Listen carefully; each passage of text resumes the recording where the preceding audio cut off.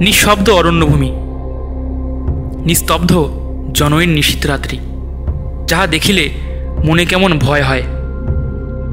এক অজানা পরিরাজ্যে আসিয়া পড়িয়াছি। মানুষের কোনো নিয়ম এখানে খাটিবে না। এইসব জনহীন স্থান গভীর রাত্রে জ্যোৎস্নালোকে পরীদের বিচরণ ভূমিতে পরিণত হয়। শুরু হচ্ছে আরণ্যকের দ্বিতীয় পর্ব। কিছুতেই কিন্তু এখানকার এই জীবনের সঙ্গে নিজেকে আমি খাপ খাওয়াইতে পারিতেছি না। বাংলাদেশ হইতে সদ্য আসিয়াছি, চিরকাল কলিকাতায় কাটাইয়াছি। এই অরণ্যভূমির নির্জনতা যেন পাথরের মতো বুকে চাপিয়া আছে বলিয়া মনে হয়। এক একদিন বৈকালে বেড়াইতে বাহির হইয়া অনেক দূর পর্যন্ত যাই। কাছারির কাছে তবুও লোকজনের গলা শুনিতে পাওয়া যায়। রশি 2-3 গেলেই কাছারি ঘরগুলো যেমন দীর্ঘ বনঝাউ ও কাশ জঙ্গলের আড়ালে পড়ে, তখন মনে হয় সমস্ত পৃথিবীতে আমি একাকী। তারপর যত দূর যাওয়া যায়, চওড়া মাঠের দুধারে ঘন বনের সারি বহু দূর পর্যন্ত চলিয়াছে। শুধু বন আর ঝোপ, গজারি গাছ, বাবলা, বন্য কাটাবাস, বেতঝোপ। গাছের ও ঝোপের মাথায় মাথায় অস্তন্মুখ সূর্য সিঁদুর ছড়াইয়া দিয়াছে। সন্ধ্যার বাতাসে বন্য পুষ্প ও তৃণগুল্মের সুঘ্রাণ। প্রতি ঝোপ পাখির কাকলিতে মুখর। তার মধ্যে হিমালয়ের বনটিয়াও আছে। মুক্ত দূর প্রসারী তৃণাবৃত প্রান্তর ও শ্যামল বনভূমির মেলা। এই সময় মাঝে মাঝে মনে হইত যে এখানে প্রকৃতির যে রূপ দেখিতেছি, এমনটি আর কোথাও দেখি নাই। যত দূর চোখ যায়, এ সব যেন আমার। আমি এখানে একমাত্র মানুষ। আমার নির্জনতা ভঙ্গ করিতে আসিবে না কেউ।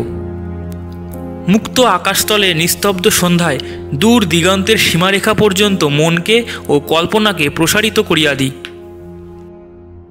কাছারি হইতে প্রায় 1 ক্রোশ দূরে একটা নাবাল জায়গা আছে। সেখানে ক্ষুদ্র কয়েকটি পাহাড়ি ঝর্ণা ঝিরঝির করিয়া বহিয়া যাইতেছে। তাহার দুপারে জলজ লিলির বন, কলিকাতার বাগানে যাহাকে বলে স্পাইডার লিলি। বন্য স্পাইডার লিলি কখনো দেখি নাই। জানিতামও না যে এমন নিভৃত ঝর্ণার উপল বিছানো তীরে ফুটন্ত লিলি ফুলের এত শোভা হয়, বা বাতাসে তাহারা এত মৃদু কোমল সুবাস বিস্তার করে। কতবার গিয়া এখানটিতে চুপ করিয়া বসিয়া আকাশ, সন্ধ্যা ও নির্জনতা উপভোগ করিয়াছি। মাঝে মাঝে ঘোড়ায় চড়িয়া বেড়াই। প্রথম ভালো চড়িতে পারিতাম না, ক্রমে ভালোই শিখিলাম। শিখিয়াই বুঝিলাম জীবনে এত আনন্দ আর কিছুতেই নাই। যে কখনো এমন নির্জন আকাশতলে দিগন্তব্যাপী বন প্রান্তরে ইচ্ছা মতো ঘোড়া ছুটাইয়া না বেড়াইয়াছে, তাহাকে বোঝানো যাইবে না সে কি আনন্দ। কাছারি হইতে 10-15 মাইল দূরবর্তী স্থানে সার্ভে পার্টি কাজ করিতেছে। প্রায়ই আজকাল সকালে 1 পেয়ালা চা খাইয়া ঘোড়ার পিঠে জিন কষিয়া সেই যে ঘোড়ায় উঠি। কোনোদিন ফিরি বৈকালে, কোনোদিন বা ফিরিবার পথে জঙ্গলের মাথার উপর নক্ষত্র ওঠে, বৃহস্পতি জল করে। জ্যোৎস্না রাতে বনপুষ্পের সুবাস জ্যোৎস্নার সহিত মেশে। শৃগালের রব প্রহর ঘোষণা করে। জঙ্গলের ঝিঝি পোকা দল বাঁধিয়া ডাকিতে থাকে। যে কাজে এখানে আসা, তার জন্য অনেক চেষ্টা করা যাইতেছে। এত 1000 বিঘা জমি হঠাৎ বন্দোবস্ত হওয়াও সোজা কথা নয় অবশ্য। আর একটা ব্যাপার এখানে আসিয়া জানিয়াছি, এই জমি আজ 30 বছর পূর্বে নদীগর্ভে সিকস্তি হইয়া গিয়াছিল। 20 বছর হইল বাহির হইয়াছে। কিন্তু যাহারা পিতৃপিতামহের জমি গঙ্গায় ভাঙিয়া যাওয়ায় অন্যত্র উঠিয়া গিয়া বাস করিয়াছিল, সেই পুরাতন প্রজাদিগকে জমিদার এইসব জমিতে দখল দিতে চাহিতেছেন না। মোটা সেলামি ও বর্ধিত হারে খাজনার লোভে নূতন প্রজাদের সঙ্গেই বন্দোবস্ত করিতে চান। অথচ যেসব গৃহহীন, আশ্রয়হীন, অতি দরিদ্র পুরাতন প্রজাকে তাহাদের ন্যায্য অধিকার হইতে বঞ্চিত করা হইয়াছে, তাহারা বারবার অনুরোধ উপরোধ কান্নাকাটি করিয়াও জমি পাইতেছে না। আমার কাছেও অনেকে আসিয়াছিল। তাহাদের অবস্থা দেখিলে কষ্ট হয়। কিন্তু জমিদারের হুকুম, কোনো পুরাতন প্রজাকে জমি দেয়া হইবে না। কারণ একবার চাপিয়া বসিলে তাহাদের পুরাতন সত্ত্ব তাহারা আইনত দাবি করিতে পারে। জমিদারের লাঠির জোর বেশি। প্রজারা আজ 20 বৎসর ভূমিহীন ও গৃহহীন অবস্থায় দেশে দেশে মজুরি করিয়া খায়। কেহ সামান্য চাষবাস করে, অনেকে মরিয়া গিয়াছে, তাহাদের ছেলেপিলেরা নাবালক ও অসহায়। প্রবল জমিদারের বিরুদ্ধে স্রোতের মুখে কুটার মতো ভাসিয়া যাইবে। এদিকে নূতন প্রজা সংগ্রহ করা যায় কোথা হইতে? মুঙ্গের, পূর্ণিয়া, ভাগলপুর, ছাপড়া প্রভৃতি নিকটবর্তী জেলা হইতে লোক যাহারা আসে, দর শুনিয়া পিছাইয়া যায়। 2-5 জন কিছু কিছু লইতেছেও। এইরূপ মৃদুগতিতে অগ্রসর হইলে 10,000 বিঘা জঙ্গলি জমি প্রজাবিলি হইতে 20-25 বৎসর লাগিয়া যাইবে।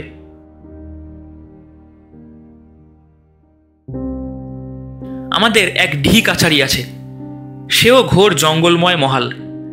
এখান থেকে 19 মাইল দূরে। জায়গাটার নাম লপটুলিয়া। কিন্তু এখানেও যেমন জঙ্গল, সেখানেও তেমনই। কেবল সেখানে কাছারি রাখার উদ্দেশ্য এই যে সেই জঙ্গলটা প্রতি বছর গোয়ালাদের গরু মহিষ চড়াইবার জন্য খাজনা করিয়া দেওয়া হয়। এবাদে সেখানে প্রায় 200-300 বিঘা জমিতে বন্যকুলের জঙ্গল আছে। লাক্ষাকীট পুষিবার জন্য লোকে এই কুলবন জমা লইয়া থাকে। এই টাকাটা আদায় করিবার জন্য সেখানে 10 টাকা মাহিনার একজন পাটোয়ারি ও তাহার একটা ছোট কাছারি আছে। কুলবন ইজারা দিবার সময় আসিতেছে। একদিন ঘোরা করিয়া লপটুলিয়াতে রওনা হইলাম।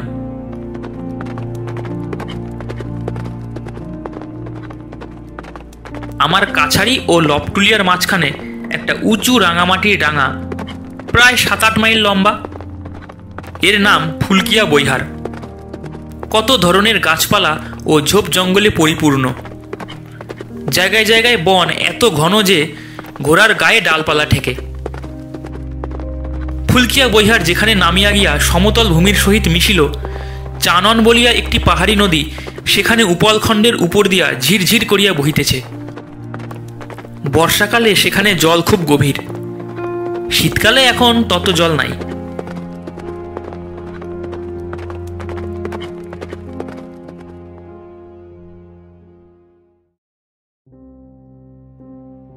লপটুলিয়ায় এই প্রথম আসিলাম। অতি ক্ষুদ্র এক খড়ের ঘর, তার মেঝে জমির সঙ্গে সমতল। ঘরের বেড়া পর্যন্ত শুকনো কাশের বনঝাউয়ের ডালের পাতা দিয়া বাঁধা। সন্ধ্যার কিছু পূর্বে সেখানে পৌঁছিলাম। এত শীত যেখানে থাকি সেখানে নাই। শীতে জমিয়া যাইবার উপক্রম হইলাম বেলা না পড়িতেই। সিপাহীরা বনের ডালপালা জ্বালাইয়া আগুন করিল। সেই আগুনের ধারে ক্যাম্প চেয়ারে বসিলাম। অন্য সবাই গোল হইয়া আগুনের চারিধারে বসিল। কোথা হইতে শের পাচেক একটা রুই মাছ পাটোয়ারি আনিয়াছিল। এখন কথা উঠিল, রান্না করিবে কে? আমি সঙ্গে পাচক আনি নাই, নিজেও রান্না করিতে জানি না। আমার সঙ্গে সাক্ষাৎ করিবার জন্য 7-8 জন লোক লপটুলিয়াতে অপেক্ষা করিতেছিল। তাহাদের মধ্যে কন্টু মিশ্র নামে এক মৈথিল ব্রাহ্মণকে পাটোয়ারি রান্নার জন্য নিযুক্ত করিল।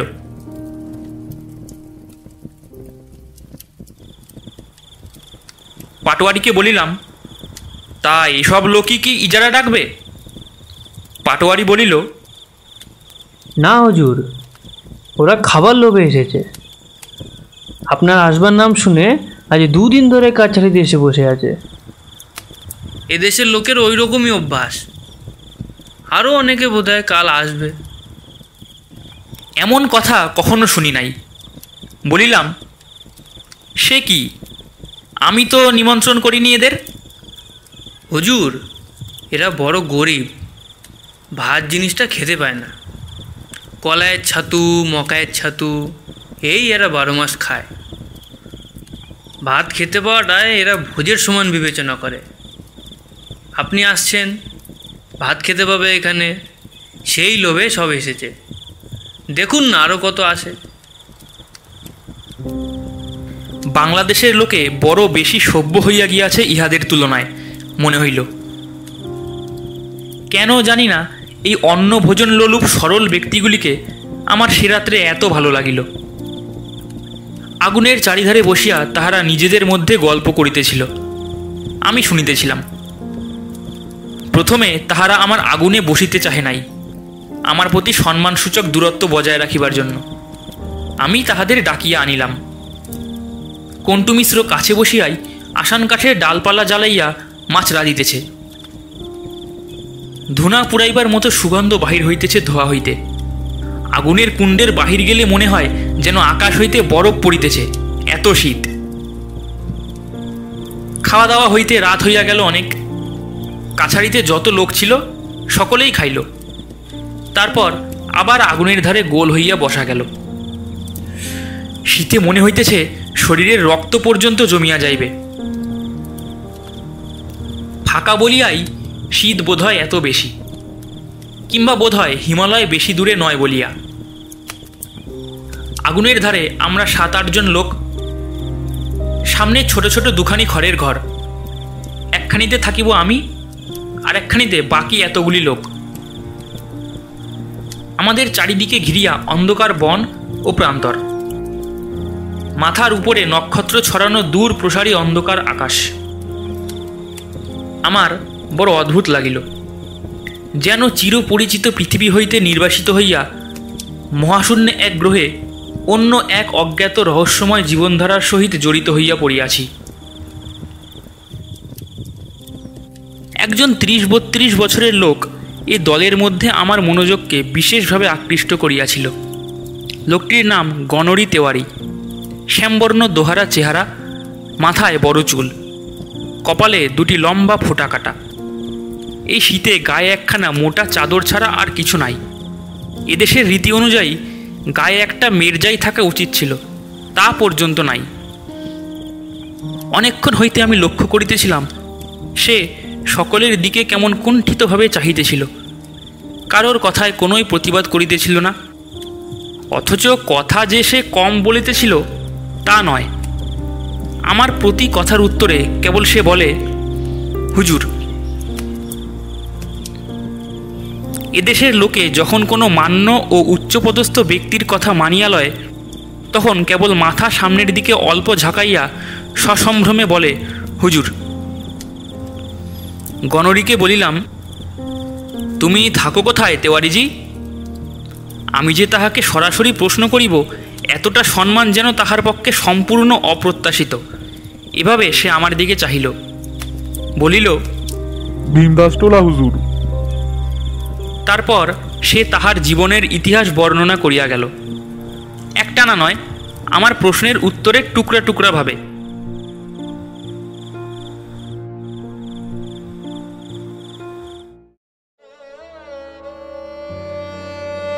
গণরি তেওয়ারির বয়স যখন 12 বছর, তার বাপ তখন মারা যায়। এক বৃদ্ধা পিসিমা তাহাকে মানুষ করে। সে পিসিমাও বাপের মৃত্যুর বছর 5 পরে যখন মারা গেলেন, গণরি তখন জগতে ভাগ্য অন্বেষণে বাহির হইল। কিন্তু তাহার জগৎ পূর্বে পূর্ণিয়া শহর, পশ্চিমে ভাগলপুর জেলার সীমানা, দক্ষিণে এই নির্জন অরণ্যময় ফুলকিয়া বৈহার, উত্তরে কুশি নদী, ইহারই মধ্যে সীমাবদ্ধ। ইহারই মধ্যে গ্রামে গ্রামে গৃহস্থের দুয়ারে ফিরিয়া, কখনো ঠাকুর পূজা করিয়া, কখনো গ্রাম্য পাঠশালায় পণ্ডিতি করিয়া, কায়ক্লেশে নিজের আহারের জন্য কলাইয়ের ছাতু ও চীনা ঘাসের দানার রুটির সংস্থান করিয়া আসিয়াছে। সম্প্রতি মাস 2 চাকুরি নাই। পর্বতা গ্রামের পাঠশালা উঠিয়া গিয়াছে। ফুলকিয়া বৈহারের 10,000 বিঘা অরণ্যময় অঞ্চলে লোকের বসতি নাই। এখানে যে মহিষ পালকের দল মহিষ চড়াইতে আনে জঙ্গলে, তাহাদের বাথানে বাথানে ঘুরিয়া খাদ্য ভিক্ষা করিয়া বেড়াইতেছিল। আজ আমার আসিবার খবর পাইয়া অনেকের সঙ্গে এখানে আসিয়াছে। আসিয়াছে কেন, সে কথা আরো চমৎকার।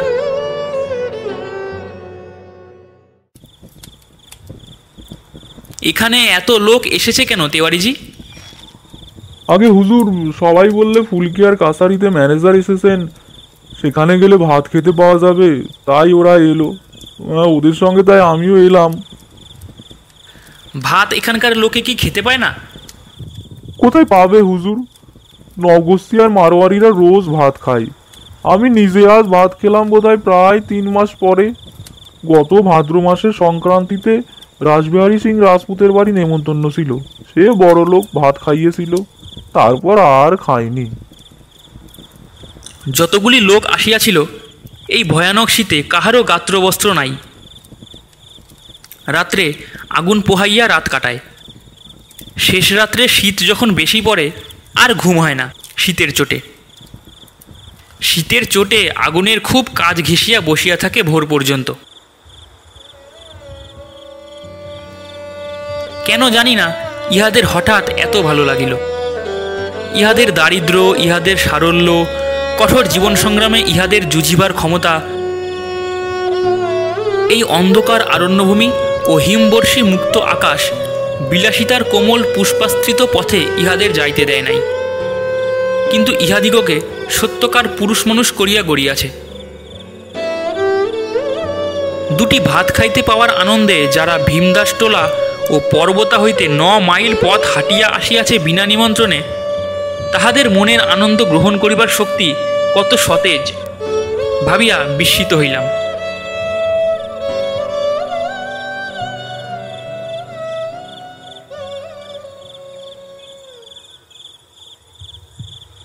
অনেক রাত্রে কিসের শব্দে যেন ঘুম ভাঙিয়া গেল। শীতে মুখ বাহির করাও যেন কষ্টকর। এমন যে শীত এখানে তা না জানার দরুন উপযুক্ত গরম কাপড় ও লেপ তোষক আনি নাই। কলিকাতায় যে কম্বল গায়ে দিতাম সেখানেই আনিয়াছিলাম। শেষ রাত্রে শীতে সে যেন ঠান্ডা জল হইয়া যায় প্রতিদিন। যে পাশে শুইয়া থাকি শরীরের গরমে সেদিকটা তবুও থাকে একরকম। অন্য কাতে পাশ ফিরিতে গিয়া দেখি বিছানা কনকন করিতেছে সে পাশে। মনে হয় যেন ঠান্ডা পুকুরের জলে পৌষ মাসের রাত্রে ডুব দিলাম। পাশেই জঙ্গলের মধ্যে কিসের যেন সম্মিলিত পদশব্দ, কাহারা যেন দৌড়িতেছে। গাছপালা, শুকনো বনঝাউয়ের গাছ মটমট শব্দে ভাঙিয়া ঊর্ধ্বশ্বাসে দৌড়িতেছে। কি ব্যাপারখানা কিছু বুঝিতে না পারিয়া সিপাহী বিষ্ণুরাম পারে ও স্কুল মাস্টার গণরী তেওয়ারিকে ডাক দিলাম।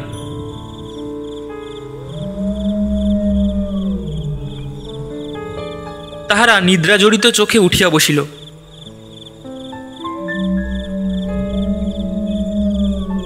কাছারির মেঝেতে যে আগুন জ্বালা হইয়াছিল তাহারই শেষ দীপ্তিটুকুতে ওদের মুখে আলস্য, সম্ভ্রম ও নিদ্রালুতার ভাব ফুটিয়া উঠিল। গণরী তেওয়ারি কান পাতিয়া একটু শুনিয়াই বলিল, ও কিছু না হুজুর, নীলগায়ে জেরা দৌড়চ্ছে জঙ্গলে। কথা শেষ করিয়াই সে নিশ্চিন্ত মনে পাশ ফিরিয়া শুইতে যাইতেছিল। জিজ্ঞাসা করিলাম, নীলগায়ের দলের হঠাৎ এত রাত্রে অমন দৌড়বার কারণ কি? বিষ্ণুরাম পারে আশ্বাস দেবার সুরে বলিল, হয়তো কোনো জানোয়ার তাড়া করে থাকবে হুজুর, এছাড়া আর কি। কি জানোয়ার? কি আর জানোয়ার হুজুর, শের হতে পারে, নয়তো ভালু।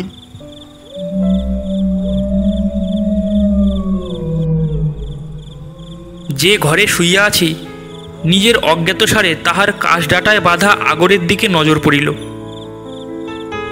সে আগরও এত হালকা যে বাহির হইতে একটি কুকুরে ঠেলা মারিলেও তাহা ঘরের মধ্যে উল্টাইয়া পড়ে। এমন অবস্থায় ঘরের সামনেই জঙ্গলে নিস্তব্ধ নিশীথরাত্রে বাঘ বা ভাল্লুকে বন্য নীলগায়ের দল তাড়া করিয়া লইয়া চলিয়াছে।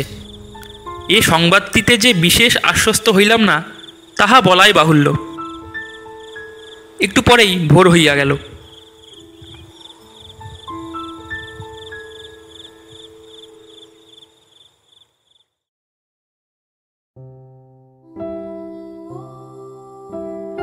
দিন যতই যাইতে লাগিল জঙ্গলের মোহ ততই আমাকে ক্রমে পাইয়া বসিল।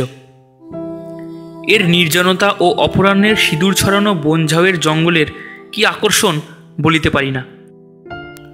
আজকাল ক্রমশ মনে হয় এই দিগন্তব্যাপী বিশাল বন প্রান্তর ছাড়িয়া, ইহার রোদে পোড়া মাটির তাজা সুগন্ধ, এই স্বাধীনতা, এই মুক্তি ছাড়িয়া কলিকাতার গোলমালের মধ্যে আর ফিরিতে পারিব না। এই মনের ভাব একদিনে হয় নাই। কত রূপে কত সাজেই যে বন্য প্রকৃতি আমার মুগ্ধ অনভ্যস্ত দৃষ্টির সম্মুখে আসিয়া আমায় ভুলাইল। কত সন্ধ্যা আসিল অপূর্ব রক্তমেঘের মুকুট মাথায়। দুপুরের খরতর রৌদ্র আসিল উন্মাদিনী ভৈরবীর বেশে। গভীর নিশীতে জ্যোৎস্নাবরণের সুরসুন্দরীর সাজে হিমস্নিগ্ধ বনকুসুমের সুবাস মাখিয়া, আকাশ ভরা তারার মালা গলায়, অন্ধকার রজনীতে কালপুরুষের আগুনের খড়ঘাতে দিগ্বিদিক ব্যাপিয়া বিরাট কালী মূর্তিতে।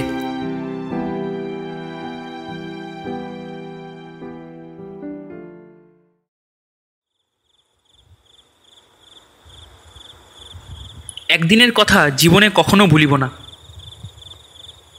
মনে আছে সেদিন দোল পূর্ণিমা। কাছারির সিপাহীরা ছুটি চাহিয়া লইয়া সারাদিন ঢোল বাজাইয়া হোলি খেলিয়াছে। সন্ধ্যার সময়েও নাচ গানের বিরাম নাই দেখিয়া আমি নিজের ঘরে টেবিলে আলো জ্বালাইয়া অনেক রাত পর্যন্ত হেড অফিসের জন্য চিঠিপত্র লিখিলাম। কাজ শেষ হইতেই ঘড়ির দিকে চাহিয়া দেখি রাত প্রায় 1টা বাজে। শীতে জমিয়া যাইবার উপক্রম হইয়াছি। একটা সিগারেট ধরাইয়া জানালা দিয়ে বাহিরের দিকে উকি মারিয়া মুগ্ধ ও বিস্মিত হইয়া দাঁড়াইয়া রহিলাম।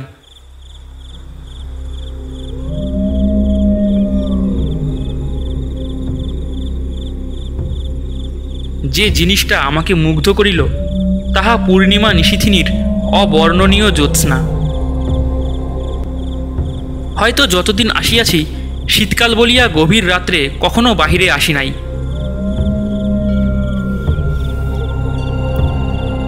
কিংবা অন্য যে কোনো কারণেই হোক ফুলকিয়া বৈহারের পরিপূর্ণ জ্যোৎস্না রাত্রির রূপ এই আমি প্রথম দেখিলাম।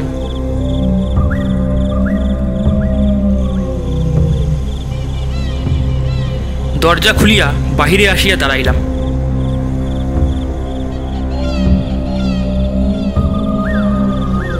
কেহ কোথাও নাই। সিপাহীরা সারাদিন আমোদ প্রমোদের পরে ক্লান্ত দেহে ঘুমাইয়া পড়িয়াছে। নিঃশব্দ অরণ্যভূমি, নিস্তব্ধ জনহীন নিশীথ রাত্রি। সে জ্যোৎস্না রাত্রির বর্ণনা নাই। কখনো সেরকম ছায়াবিহীন জ্যোৎস্না জীবনে দেখি নাই। এখানে খুব বড় বড় গাছ নাই, ছোটখাটো বনঝাউ ও কাশবন, তাহাতে তেমন ছায়া হয় না। চকচকে সাদা বালি মিশানো জমি ও শীতের রৌদ্রে অর্ধশুষ্ক কাশবনে জ্যোৎস্না পড়িয়া এমন এক অপার্থিব সৌন্দর্যের সৃষ্টি করিয়াছে যাহা দেখিলে মনে ভয় হয়।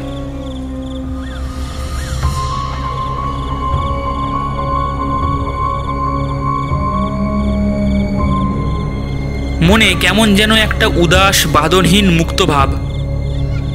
মন হু হু করিয়া ওঠে।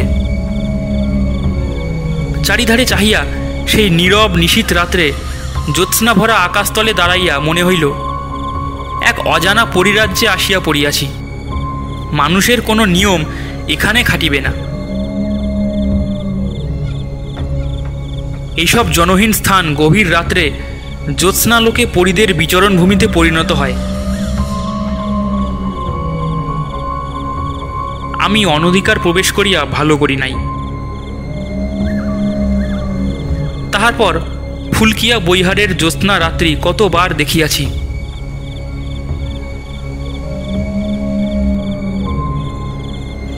ফাল্গুনের মাঝামাঝি যখন দুধলি ফুল ফুটিয়া সমস্ত প্রান্তরে যেন রঙিন ফুলের গালিচা বিছাইয়া দেয়, তখন কত জ্যোৎস্না শুভ্র রাত্রে বাতাসে দুধলি ফুলের মিষ্টি সুবাস প্রাণ ভরিয়া আঘ্রাণ করিয়াছি।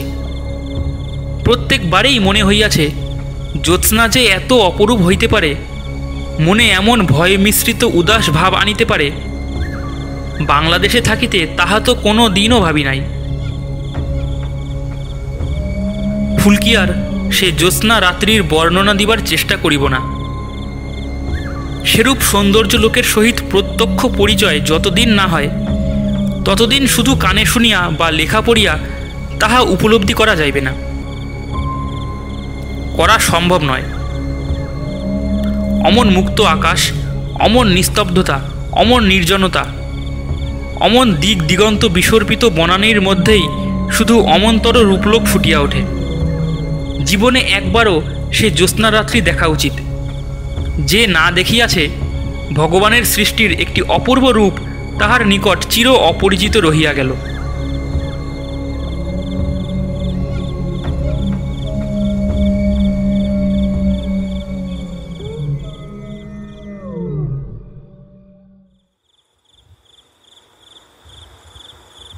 একদিন ডিহি আজমাবাদের সার্ভে ক্যাম্প হইতে ফিরিবার সময় সন্ধ্যার মুখে বনের মধ্যে পথ হারাইয়া ফেলিলাম। বনের ভূমি সর্বত্র সমতল নয়, কোথাও উঁচু জঙ্গলাবৃত বালিয়ারি টিলা, তারপরেই দুটি টিলার মধ্যবর্তী ছোটখাটো উপত্যকা। জঙ্গলের কিন্তু কোথাও কোনো বিরাম নাই। টিলার মাথায় উঠিয়া চারিদিকে চাহিয়া দেখিলাম, যদি কোনো দিকে কাছারির মহাবীরের ধ্বজার আলো দেখা যায়।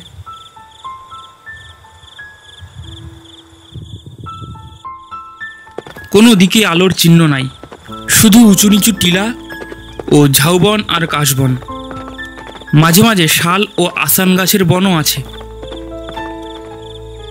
2 ঘন্টা ঘুরিয়াও যখন জঙ্গলের কুল কিনারা পাইলাম না, তখন হঠাৎ মনে পড়িল, নক্ষত্র দেখিয়া দিক ঠিক করি না কেন?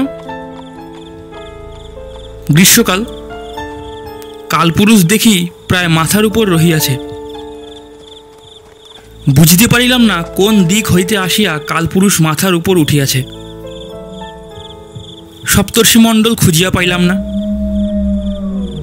সুতরাং নক্ষত্র দেখিয়া দিক নিরূপণের আশা পরিত্যাগ করিতে হইল। ঘোড়াকে ইচ্ছা মতো ছাড়িয়া দিলাম।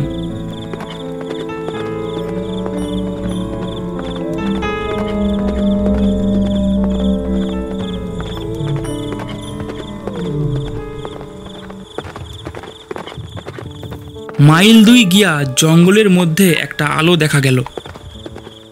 আলো লক্ষ্য করিয়া সেখানে উপস্থিত হইয়া দেখিলাম, জঙ্গলের মধ্যে 20 বর্গহাত আন্দাজ পরিষ্কার স্থানে একটা খুব নিচু ঘাসের খুপড়ি। কুড়ের সামনে গ্রীষ্মের দিনেও আগুন জ্বালানো। আগুনের নিকট হইতে একটু দূরে একটা লোক বসিয়া কি করিতেছে। আমার ঘোড়ার পায়ের শব্দ শুনিয়া লোকটি চমকিয়া উঠিয়া দাঁড়াইয়া বলিল, কে? তারপরেই আমায় চিনিতে পারিয়া তাড়াতাড়ি কাছে আসিল ও আমাকে খুব খাতির করিয়া ঘোড়া হইতে নামাইল। পরিশ্রান্ত হইয়াছিলাম, প্রায় 6 ঘন্টা আছি ঘোড়ার উপর, কারণ সার্ভে ক্যাম্পেও আমিনের পিছু পিছু ঘোড়ায় টো টো করিয়া জঙ্গলের মধ্যে ঘুরিয়াছি। লোকটার প্রদত্ত একটা ঘাসের চেটাইয়ে বসিলাম। জিজ্ঞাসা করিলাম, তোমার নাম কি? লোকটা বলিল, গনু মাহাতো, জাতি গাঙ্গোতা। এ অঞ্চলে গাঙ্গোতা জাতির উপজীবিকা চাষবাস ও পশুপালন, তাহা আমি এতদিনে জানিয়াছিলাম। কিন্তু এ লোকটা এই জনহীন গভীর বনের মধ্যে একা কি করে? বলিলাম, তুমি এখানে কি করো?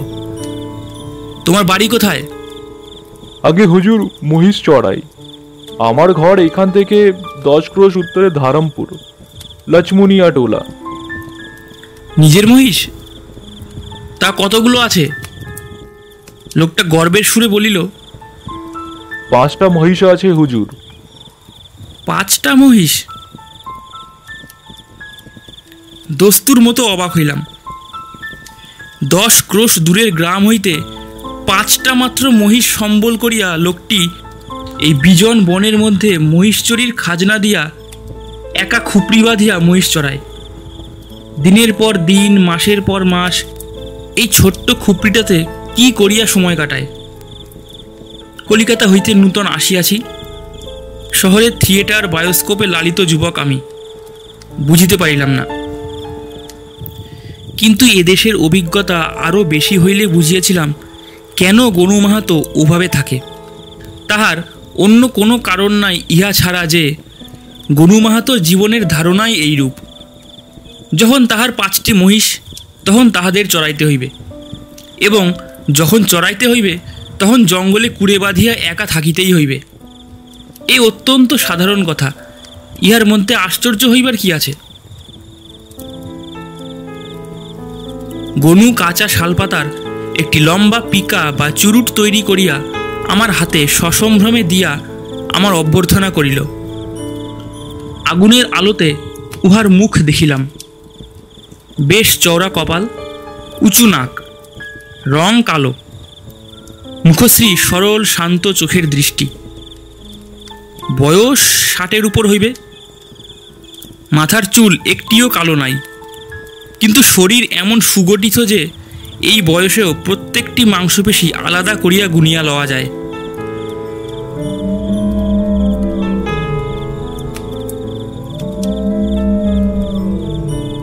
গনু আগুনে আরও বেশি কাঠ ফেলিয়া দিয়া নিজেও একটি শালপাতার পিকা ধরাইল। আগুনের আভায় খুপড়ির মধ্যে এক আধখানা পিতলের বাসন চকচক করিতেছে। আগুনের কুণ্ডের মণ্ডলীর বাহিরে ঘোরতর অন্ধকার ও ঘন বন।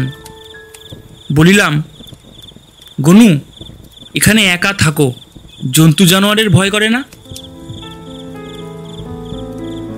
গনু বলিল, ভাইডার করলে কি আর আমাদের চলে হুজুর? আমাদের যখন এই বেউসা। সেদিন তো রাত্রে আমার খুপড়ির পেছনে বাঘ এসেছিল। মহিষের দুটো বাচ্চা আছে, ওদের উপর তাক।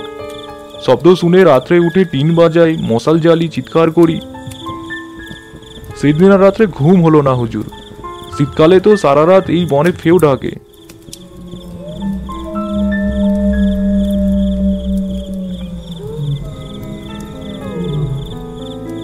খাও কি এখানে?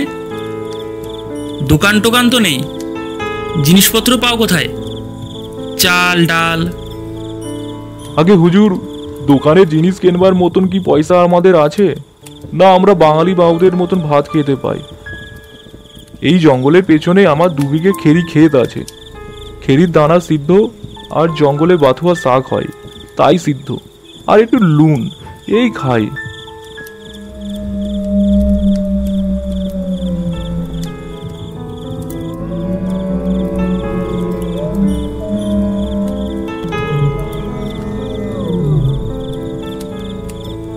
ফাগুন মাসে জঙ্গলে গুড়মি ফল ফলে, লুন দিয়ে কাঁচা খেতে বেশ লাগে।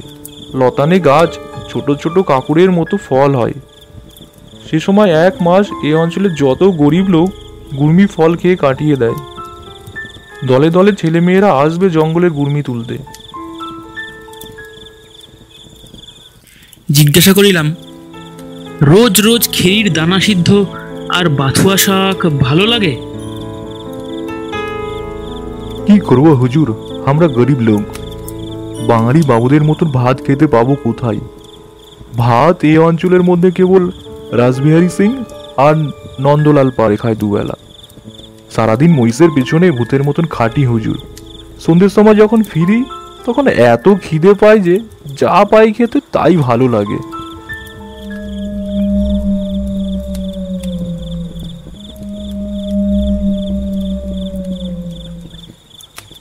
গনুকে বলিলাম, কলকাতা শহর দেখেছো গনু? না হুজুর, কানে শুনেছি। ভাগলপুর শহরে একবার গিয়েছি, বড় ভারী শহর। ওখানে হাওয়াই গাড়ি দেখেছি, বড় তাজ্জব চিজ হুজুর। ঘোড়া নেই, কিছু নেই, আপনা আপনি রাস্তা দিয়ে চলছে। এই বয়সে উহার স্বাস্থ্য দেখিয়া অবাক হইলাম। সাহসও যে আছে ইহা মনে মনে স্বীকার করিতে হইল।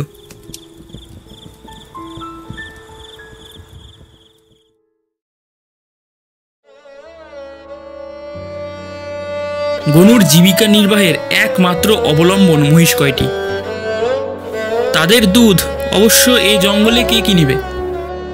দুধ হইতে মাখন তুলিয়া ঘি করে ও 2-3 মাসের ঘি একত্রে জমাইয়া 9 মাইল দূরবর্তী ধরমপুরের বাজারে মারোয়ারিদের নিকট বিক্রয় করিয়া আসে।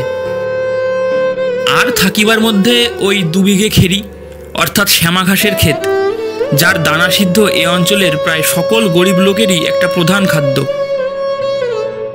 গনু সে রাত্রে আমাকে কাছারিতে পৌঁছাইয়া দিল। কিন্তু গনুকে আমার এত ভালো লাগিল যে কতবার শান্ত বৈকালে তাহার খুপড়ির সামনে আগুন পোহাইতে পোহাইতে গল্প করিয়া কাটাইয়াছি। ও দেশের নানারূপ তথ্য গনুর কাছে যেরূপ শুনিয়াছিলাম অত কেউ দিতে পারে নাই। গনুর মুখে কত অদ্ভুত কথা শুনিতাম। উরুক্কু সাপের কথা, জীবন্ত পাথর ও আতুরে ছেলের হাঁটিয়া বেড়াইবার কথা ইত্যাদি। ওই নির্জন জঙ্গলের পারিপার্শ্বিক অবস্থার সঙ্গে গনুর সেসব গল্প অতি উপাদেয় ও অতি রহস্যময় লাগিত।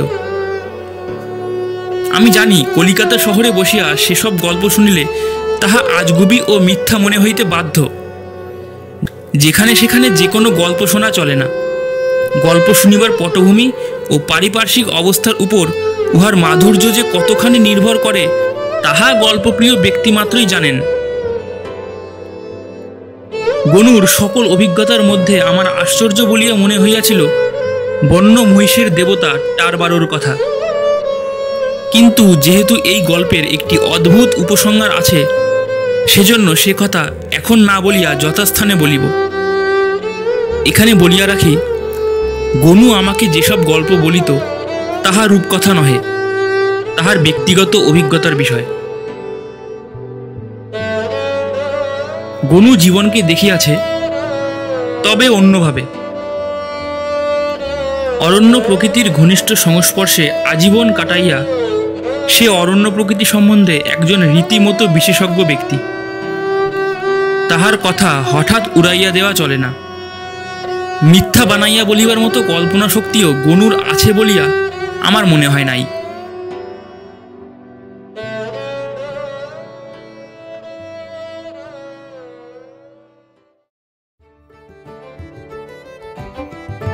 এতক্ষণ শুনছিলেন বিভূতিভূষণ বন্দ্যোপাধ্যায়ের ক্লাসিক উপন্যাস আরণ্যকের দ্বিতীয় পর্ব। যদি আমাদের প্রচেষ্টাটি আপনাদের ভালো লেগে থাকে তাহলে প্লিজ সাবস্ক্রাইব বাটনটা প্রেস করেই ফেলুন এবং আমাদের সাপোর্ট করতে লাইক, শেয়ার, কমেন্ট করুন। আরণ্যকের তৃতীয় পর্ব নিয়ে আবার হাজির হব। ততক্ষণ ভালো থাকুন, সুস্থ থাকুন এবং সাহিত্যে থাকুন।